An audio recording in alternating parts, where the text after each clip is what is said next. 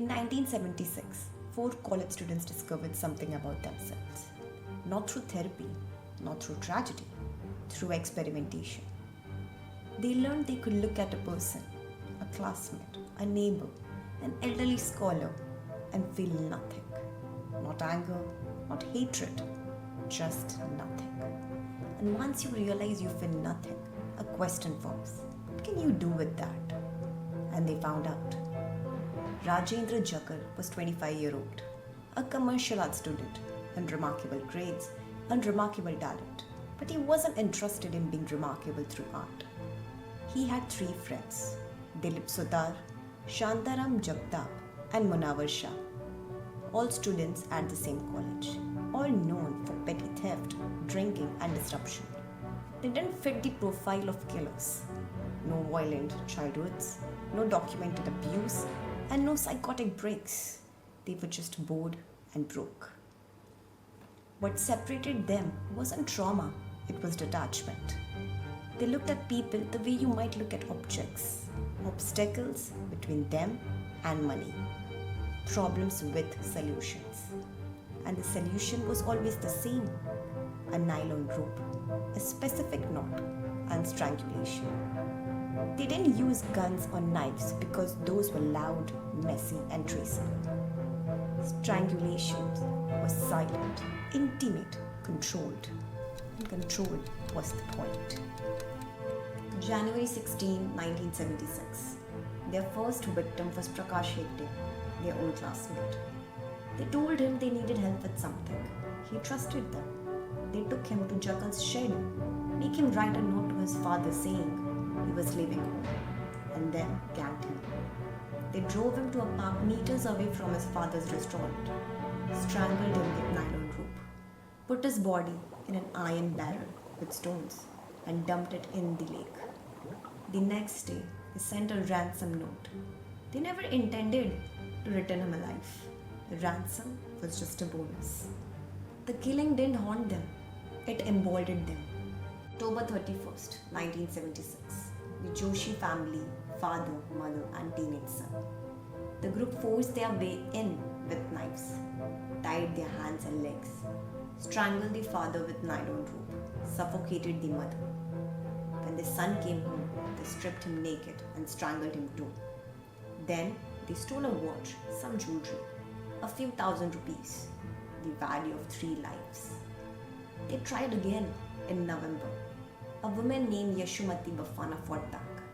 They escaped over barbed wire. But they didn't stop. The failures weren't warnings, they were inconvenience. The pattern was already locked in. And by December, they weren't just confident, they were hungry. December 1, 1976. The Abhyankar family. An 88-year-old Sanskrit scholar and his old wife, their 60-year-old maid, and 20-year-old granddaughter and grandson. 5 people. The group rang the doorbell like guests. When the grandson opened the door, they stuffed his mouth with cloth, tied his hands. Then they went room to room. Each person was gagged, bound, and strangled. The granddaughter was stripped naked, forced to show them where the valuables were, and then was killed. They left with jewelry and cash, 5 bodies behind them. March 23, 1977. Anil Gokhale, 16-year-old, younger brother of a college friend. Jagal offered him a ride home on his motorcycle, took him to the shed instead, strangled him, tied his body to an iron ladder, weighed it down with boulders, dumped it in the river, and the next day the body surfaced near Yarvada. The police noticed something: the nylon rope, the knot, the method identical to earlier murders. They had been treating this botched robberies, separate incidents, unrelated tragedies. But now the pattern was undeniable. The same rope, the same knot, and the same cold efficiency. In India in 1977, this was almost unheard of. They were hunting serial killers. Unquestioned, the alibis contradicted each other. Small lies, inconsistent timelines. A colleague named Satish Kode cracked first. confessed details about Prakash Hegde's murder, where the body was. Another classmate, Suhas Chandak, had witnessed the Hegde killing. He confirmed everything. The pattern, it all pointed to the same four men. March 30, 1977, they were arrested. During interrogation, there was no breakdown, no tears, no remorse. They described the murders like recounting a weekend trip. Logistical problems, solutions, outcomes.